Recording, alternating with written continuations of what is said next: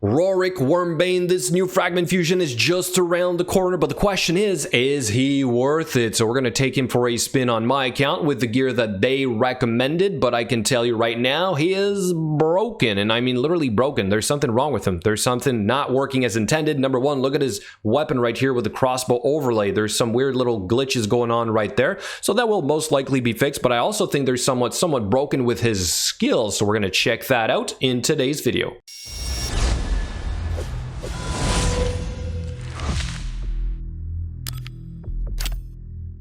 So let's first start with a quick review of his skills in case you guys have forgotten, but also try to remember the names, all right? Because we're going to try and pay attention to those in the runs that we're going to do. On the A1, we get a double hit, and each hit has a 40% chance of placing a stun debuff for one turn. If you don't place that, you get a 15% turn meter boost. So against bosses, you're most likely going to get a 30% turn meter boost, which is pretty good. But then against other types of champions, you might get the stun instead. As for the A2, Dragon Rage, you get a 75% turn meter depletion. If it reaches 0, you get an AoE stun. AoE stun is always really good, and this is from a spirit champion, so that certainly has to be useful for something, right? And then for the A3, Scale Breaker, we ignore 50% of the target's defense. We still only attack one enemy, and we're supposed to use this when instead of the default skill when we are counter attacking. And I wanted to try and emphasize this by using an avenging set or retaliation set, whatever it is that they propose. And finally, we have for the passive here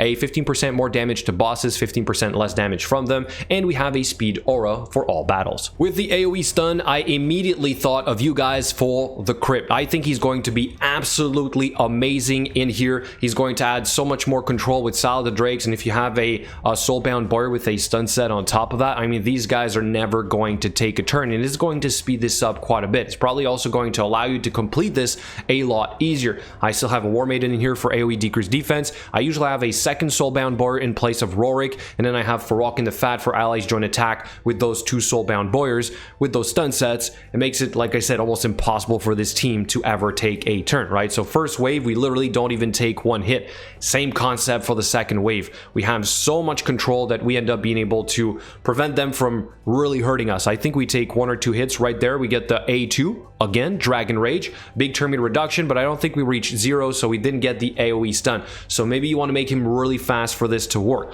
Of course, you want to emphasize though the whole counter attack thing. If you have Valkyrie for the Barbarians faction, he's going to be absolutely broken. You might be able to drop the Avenging gear and just go for full damage gear. I think he's going to really shine if you're able to work that out. If you can even work that for the arena, he's going to be probably pretty good. But because I don't have Valkyrie, I just wanted to focus on trying to get some counter attacks to proc, so I went with Avenging gear and the counter attack mastery. So I don't know if you paid attention to the first 2 waves. I did not see that A3 proc a single time. Not proc, but like him actually use it as a skill. I'm starting to think that he doesn't use it at all. It's either 1 or 2, A1 or A2, and then only A3 when you counter attack. It does say there's a cooldown on it, but I think in a second we're going to see him do it back to back as a counter attack. Therefore, I think the whole passive portion of it is actually like there's no cooldown on it. So correct me if I'm wrong. So either it's broken or it's working as intended or it's not worded properly, but I have a hard time understanding how he's either deciding not to do the A3 or he's always doing it on only counter attacks. Okay, so let's fast forward here a little bit towards the end where I believe I see this proc once or twice. Again, with the allies join attack though with Farok in the Fat and the turn meter boost on the A1, so good, really solid. So right there, turn meter boost, that's an A1. Okay, now we're frozen again. We're gonna have to wait a little bit. We gotta get hit. We need to be unfrozen first. Okay, coming right up. And come on. Counter attack, boom. Hit, counter attack, boom. Okay, so we saw both A3s back to back after being hit. Therefore, I would assume that's how that A3 is working. It's literally just a counter attack skill. You counter attack with the A3, but you never really use it as a skill. So maybe I just haven't tested enough. Again, maybe this is not working as intended. I don't know if it's broken, like I said before, but I guess we'll have to wait for Plarium to either confirm this, address it, or whatever. But for the time being, this is still a pretty decent run for my barbarians 21, 3 minutes and 23 seconds, although I did get better on the live server with 2 soulbound boyars. Up next is the dragon 25, because he is, after all, a spirit champion and supposed to hit harder against bosses, so I figured let's take him for a spin. This is somewhat my usual team. I replaced Archmage with Mausoleum Mage, and then this guy replaces my Poisoner. Right there, boom, turn meter reduction, you get the AoE stun, okay? So that's really good. That right there is really good. It adds more control, and if you don't have a resetter like Renegade, then you can hopefully, you know, control that wave and not even take a hit. So for that alone, absolutely fantastic champion. Here, I'm trying to figure out again if he's going to start using his A2 or A3 or whatnot, right? So we saw the A3 was up, right? I stopped on that, and then I think I'll stop again right before his turn, coming right up, if I'm not mistaken. Right there, okay? A3's up, and we go for A1. So again, I'm not too sure what's controlling this, but it's a little bit unfortunate because I think we're losing a lot of DPS from this. And then of course, you know, we're hoping to see some procs here from the Avenging set and the Masteries. So let's wait until we take a hit from the big guy here. There we go. That is a weak hit, nothing. We didn't get a counter attack on that one. Turn meter boost, turn meter boot. Let's wait a little bit more until we come back around to this guy again. Dragon Rage, still no A3. Here we go. We're going to take a hit from the boss. Or I think we're going to attack again. Dragon Rage again. So I'm not sure.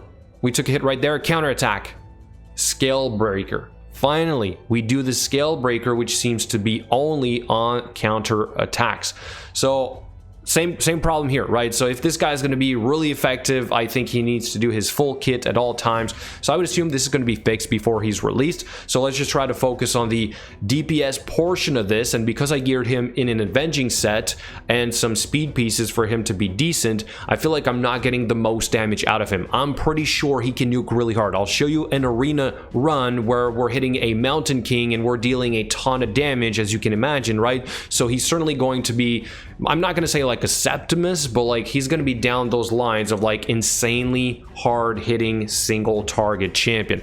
But single target champions are rarely our go-to champions for just about anything in this game, unless it's enemy max HP. Here we're checking again, still no A3. All right, so overall this run takes a little bit more time because I don't have poisoners, but I do finish it in 3 minutes and 12 seconds. As for the arena, I have 2 fights for you guys, and this is where I finally confirmed that no, he does actually use his full kit. So again, I really don't know what is controlling this. So by default, I wanted to see, what are you going to use first, your A2 or your A3, right? In this case, you want the A2. You actually want to reduce that turn meter. You want to hit that Mountain King for 88k, and then you get your AoE stun, okay? So this is sort of what you would want out of the arena as well.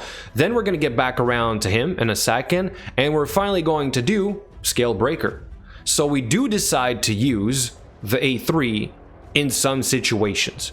Again, I don't know what's controlling that. I would prefer it's kind of like it's up, he uses it. I don't care if he prioritizes the A2 over the A3. That's all right, I can work with that, but I would really like to know what's controlling this. The second fight is one that ends up dragging on a little bit because of a few issues, and this is what I want to showcase, all right? So we're fast enough to cycle through all the way to our Roric, all right? Except the Yoshi, who was feared, he would have actually cut in, so that's a problem. I need to make Roric faster. Then I wanted to see, are you going to do A2 or A3? I end up picking the A2 because I want that AoE stun. For this specific fight, I got to control that Cardinal, or else she's going to revive, and then this is going to last forever, so that's a problem. I don't have block revive. I would not use this guy over my Foley, for example. Right there, we do counter attack for 120k. Huge, okay, really huge. Again, if you would have Valkyrie in here, it might be a totally different ball game. You can put Savage Gear on him, for example, whatever, and it might be a lot better, okay? But overall, that counterattack, even with Avenging Gear, might surprise a lot of players, all right? So if you're just starting out and you want that guy and you can tune him properly,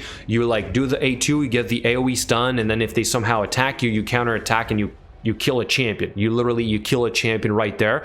So it's pretty good. I see some huge potential for this guy, but for an account like my own and for a fight like this, I would still use my other champions, right? I prefer AoE nukers, especially with an effect like block revive that I have on my Foley, and then this fight just ends up dragging on for absolutely ever because of the swift parry set. So they do end up coming all back up, and eventually we do end up killing them though. So we're gonna fast forward to the end because I think, you know, we've showed what we wanted to show. I think we got another counter attack at some point, right? So overall, the counter attack is great.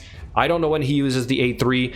So all that said, let's just check out the gear that I put on this guy, which is the best avenging set I've ever been able to build on my account. So I might replicate this on a different champion. So we're rocking 4 pieces of that, and then we have 2 pieces of speed with a quad roll on attack percent and a quad roll on crit damage. I actually have these pieces on the live server, so this is not just me getting lucky on the rolls in here. We do have some refresh accessories. I figure, you know, you want those skills to be up as often as possible. I did do all the skills. Again, we're on the test server, right? So for total stats, we're sitting at 5.1k attack, 186 speed, which is maybe a little bit slow for my arena team. I would need to be around 210, and then we have 100% crit rate, 271% crit damage, again with an avenging set, all right, and 230 accuracy, which is obviously you would need even more, but it's good for the PvE stuff. So I'm gonna say overall PvE great. Maybe gold for arena this would work, but again, I'm not sure this is the way to go. So for my masteries, I went with kind of like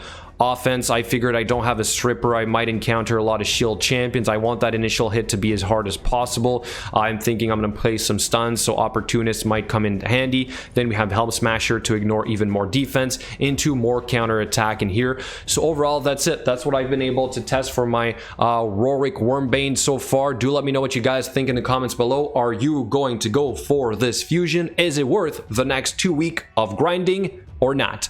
I'll catch you guys in the next video.